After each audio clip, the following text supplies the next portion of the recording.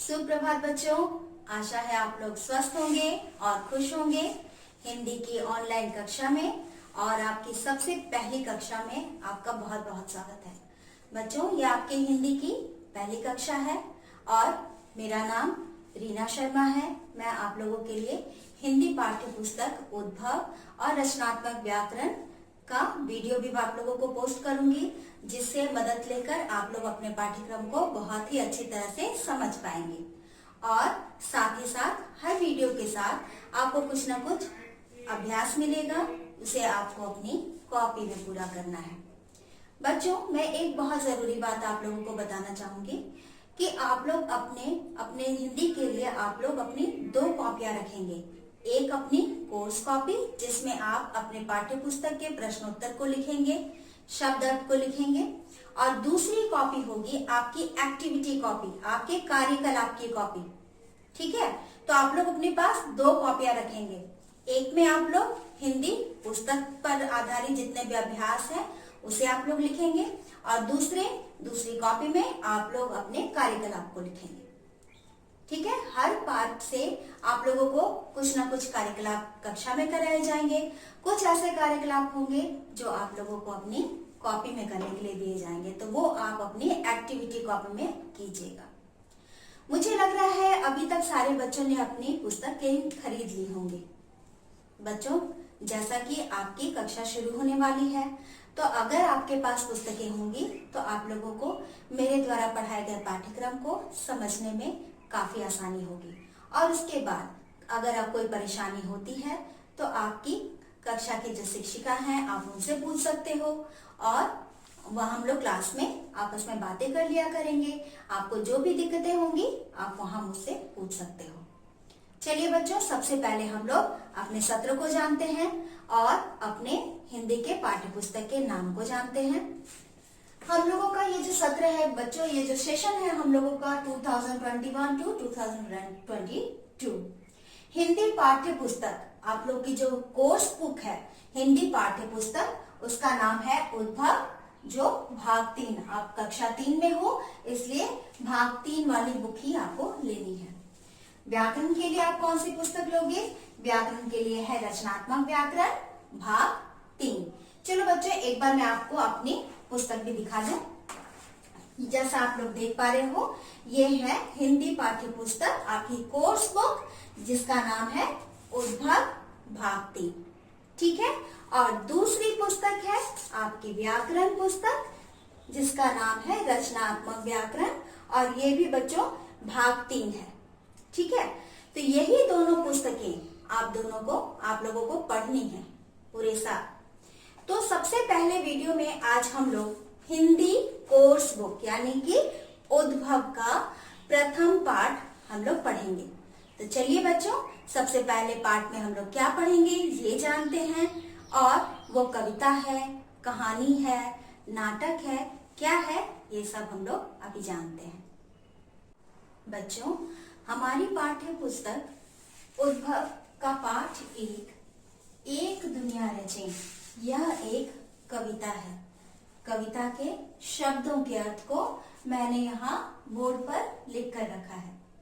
ठीक है, कविता के शब्दों के अर्थ जानने से पहले हम लोग पहले यह समझने का प्रयास करते हैं कि आप कैसी दुनिया में रहना चाहते हैं। क्या आप वैसी दुनिया में रहना चाहोगे जहां कोई आपकी परवाह न करता हो, आप दुखी हैं, उदास हैं, या आप कष्ट में हैं, ये पूछने वाला कोई भी ना हो?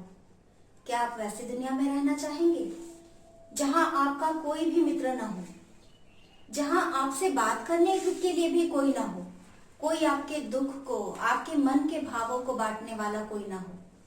क्या आप वैसी दुनिया में रहना चाहेंगे? अभी आप लोग बच्चों बहुत दिन से अपने घर में हो, है ना? आप लोग विद्यालय नहीं आए, घर में ही रहकर आप लोगों ने अपनी पढ़ाई पूरी की।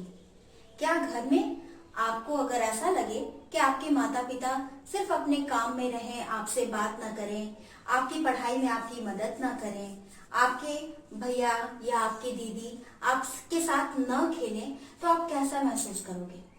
या आपके आस पड़ोस के जितने भी लोग हैं वो लोग आपसे बात करना बंद कर दें उनके बच्चे आपके साथ खेलना बंद कर दें, तो आप कैसा महसूस करोगे? क्या आप वैसी दुनिया में रहना चाहोगे? नहीं ना, क्योंकि हर किसी को, वो मनुष्य हो या जानवर हो, सबको मिलजुल कर रहना, एक साथ रहना, प्रेम से रहना सभी को बहुत अच्छा लगता है। अभी बच्चों, हम लोगों ने कुछ दिनों पहले कौन सा त्योहार मनाया? होली का त्योहार। होली के त्योहार में भी हमने क्या सीखा कि सभी लोग आपस में मिलजुल कर रहते हैं, प्रेम भाव से रहते हैं। होली के दिन कोई भी किसी से गुस्सा नहीं रहता है ना। अपने पुरानी रंजिश को मिटा करके सब लोग प्रेम भाव से आपस में फिर जुड़ जाते हैं, सब एक हो जाते हैं, है ना। तो उसी तरह से मनुष्य के जीवन में भी कई सारे रंग होते हैं और मनुष्य कभी भी नहीं चाहता कि वो बिल्कुल अकेला रहे, उससे बात करने वाला कोई ना हो, उससे कोई भेदभाव करे, उसके साथ कोई ना खेले। ये सारी चीजें किसी को अच्छी नहीं लगती, है ना। हम लोग ऐसे संसार में रहना चाहते हैं जहां सिर्फ खुशियां ही खुशियां हो, प्यार ही प्यार हो, कोई किसी से लड़ाई झगड़ा ना करे, सब लोग मिलजुल कर रहें।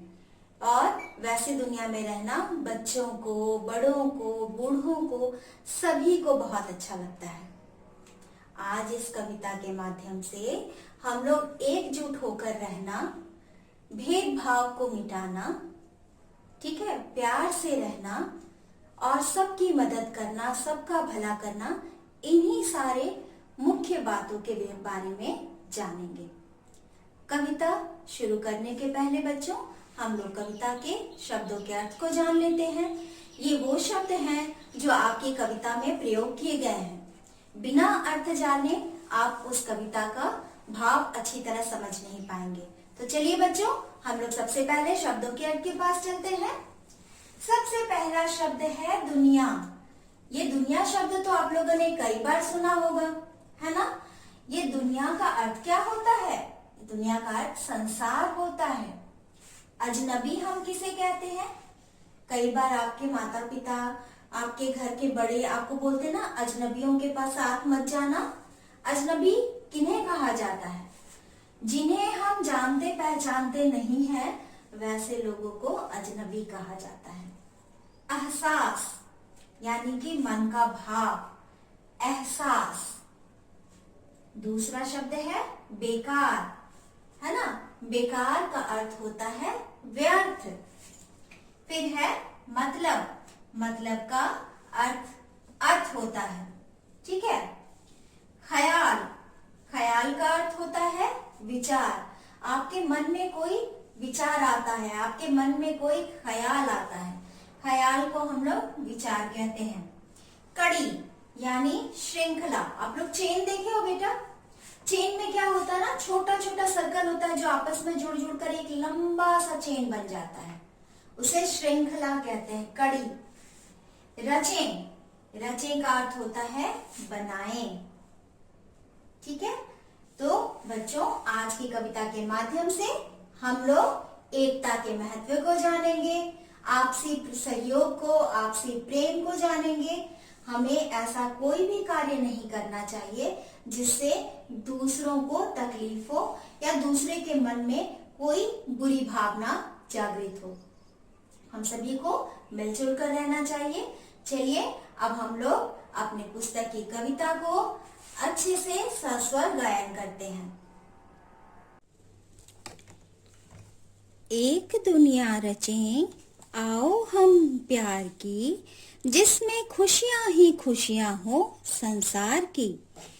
एक धरती ने हमको दिया है जन्म, एक धरती के बेटे हैं हम, मान लें। अजनबी हो भले हाथ अपने, मगर एहसास एक दूसरे के पहचान लें। तोड़ डालें ये दीवारें बेकार की, धूप गोरी है क्यों, रात काली है क्यों। इन सवालों का कुछ आज मतलब नहीं। बांट दे जो बिना बात इंसान को, उन ख्यालों का आज मतलब नहीं। जोड़ कर हर कड़ी टूटते तार की एक दुनिया रचें, आओ हम प्यार की। बच्चों, इस कविता के कवि श्री रमेश तैलंग जी हैं, जिन्होंने अपनी सुंदर सी कविता के माध्यम से हम सभी को एकता के भाव को समझाने का प्रयास किया है कि हमें कभी भी, चाहे हम किसी भी धर्म, जाति, संप्रदाय के हों, हमें एक दूसरे से भेदभाव नहीं रखना चाहिए। सभी धर्म को सम्मान देते हुए हमें सभी से मिलजुल कर एवं प्यार से रहना चाहिए। बच्चों, इस कविता को आप लोग पूरे हाव भाव एवं लय के साथ याद करिएगा। मिलते हैं हम लोग नेक्स्ट वीडियो में।